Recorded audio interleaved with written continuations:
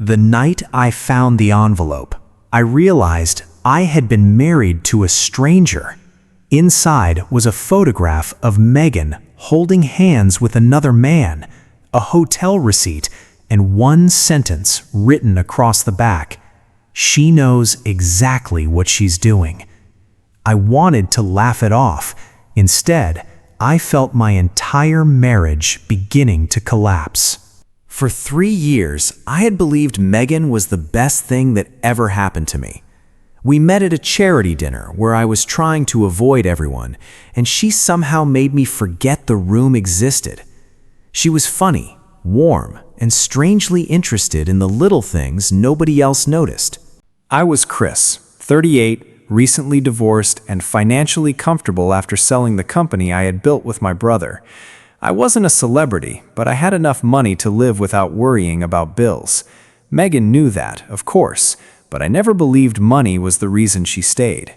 Megan was 32 when we met, working as an assistant at a luxury real estate firm. She told me she hated rich people who treated everyone like furniture. I remember laughing because I thought that meant she wasn't impressed by money. Looking back, that conversation was probably the first warning I completely misunderstood. Our relationship moved quickly, but it never felt forced. We spent nights cooking cheap pasta in my kitchen, taking long drives, and talking until sunrise. Megan made me feel like my money didn't matter. Once, she even told me, "Chris, I'd choose you if you lived in a studio apartment." 8 months later, I proposed. Megan cried so hard she couldn't answer at first. Then she wrapped her arms around me and whispered, "You have no idea how safe you make me feel." Those words stayed with me because I thought she meant emotionally. I didn't realize how differently she might have meant them. Our wedding was small and beautiful. Megan wanted no extravagant ceremony, no celebrity photographer, and no expensive honeymoon. I admired that. We spent 6 days in a quiet coastal town instead, and I honestly believed I had finally found the woman who loved me for me. For the first year, Megan's life was almost perfect. Megan woke me up with coffee, left ridiculous notes inside my laptop bag, and insisted we eat dinner together without our phones. I started thinking about children. I even began looking at houses outside the city because she said she wanted a family someday. Then slowly, something changed. It started with questions that seemed harmless. "Chris, what happens to the house if something happens to you?" I answered without thinking. Megan smiled and said she was only curious. A week later, she asked about my investments. I told myself married couples were supposed to discuss money. The first real red flag came when she asked me to increase her access to our accounts. I wasn't against it, but the urgency bothered me. "Why now?" I asked. Megan looked offended. "Because I'm your wife," she said. I apologized immediately. I thought I had made her feel unwanted. A month later, Megan suggested we meet with my attorney. She said she wanted everything organized in case of an emergency. I agreed, but when my attorney mentioned a prenuptial agreement we'd never signed, Megan suddenly became quiet. On the drive home, she stared through the window and barely spoke. That night, I asked her what was wrong. She finally looked at me and said, "You don't trust me." I told her that wasn't true. She replied, "Then prove it." I didn't understand what she meant, but within weeks, I transferred several assets into a joint structure because I wanted to protect our future. That's when the strange behavior became impossible to ignore. Megan started receiving calls she wouldn't answer around me. She would walk into another room, lower her voice, and return 10 minutes later pretending nothing happened. Whenever I asked who it was, she'd say, "Work," but she no longer worked in real estate. One afternoon, I came home early and found Megan sitting at the kitchen table with a folder. She slammed it shut when she saw me. I smiled and asked what she was reading. "Nothing important," she said, but when she left the room, I noticed one word printed on the folder: probate. That word stayed in my head all night. I I searched through the documents in my office and discovered something I had forgotten completely. My life insurance policy had recently been changed. Megan was now the primary beneficiary. I knew we had discussed updating it, but I didn't remember signing anything. I called my insurance company the next morning. The representative confirmed the change had been submitted through an online authorization. My stomach tightened. I asked when it happened. She gave me a date.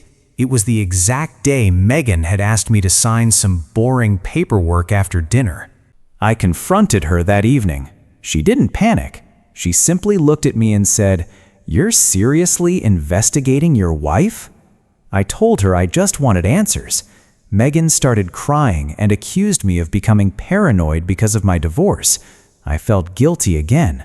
Somehow, she turned the accusation back onto me.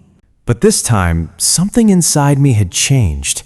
I stopped arguing and started paying attention. I checked our bank statements. There were small transfers I didn't recognize. $200 here, $500 there, always to different accounts. The amounts were small enough to disappear inside our normal expenses. Then I found a recurring payment to a private storage facility. Megan had never mentioned having a storage unit. When I asked her about it, she said it belonged to her sister. I called her sister that night. There was a long silence before she finally said, "Chris, Megan told me never to talk to you about that."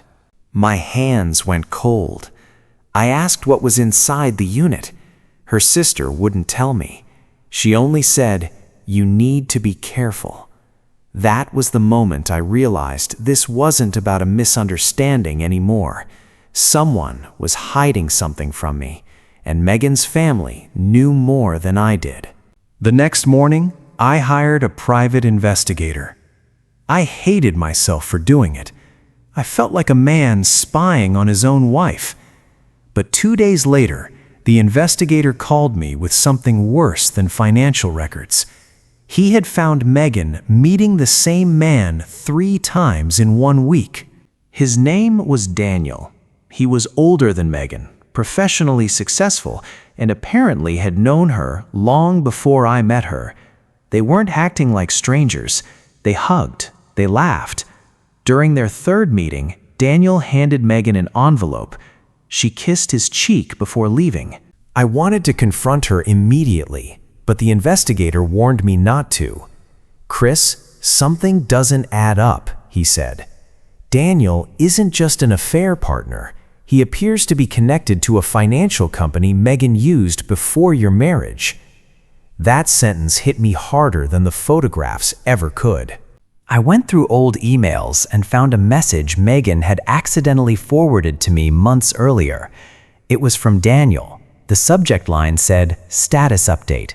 The email contained only 3 words, "Is he ready?" I had assumed it was business. Now I understood it might have been about me. That night, Megan climbed into bed beside me and kissed my shoulder. "You seem distant," she whispered. I forced a smile and said I was tired. She held me tighter and told me she loved me. I stared into the darkness, wondering whether she had ever said those words without calculating what they could get her. The investigator eventually uncovered something shocking.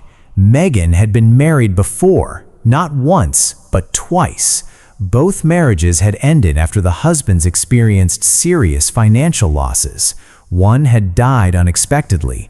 The other had filed for bankruptcy and disappeared from public records. I couldn't breathe when I heard it. Megan had told me she had never been married. I searched public records myself, hoping the investigator had made a mistake. He hadn't. There were court documents, property transfers, insurance records, and settlement agreements. Then came the biggest discovery. Daniel wasn't simply someone from Megan's past. He was her former financial advisor. Together, they had created a pattern. Megan would enter relationships with wealthy men, gain their trust, push financial decisions, and leave with significant assets. But my situation was different. I hadn't discovered her plan because she had become careless. I discovered it because Daniel had started threatening her. The investigator found messages where Daniel demanded money and warned Megan that if she didn't pay him, he would expose everything. Suddenly, the picture changed. Megan had married me for money, but Daniel had been controlling her for years. She wasn't innocent, but she wasn't completely free either. I still loved her, which made the truth almost unbearable.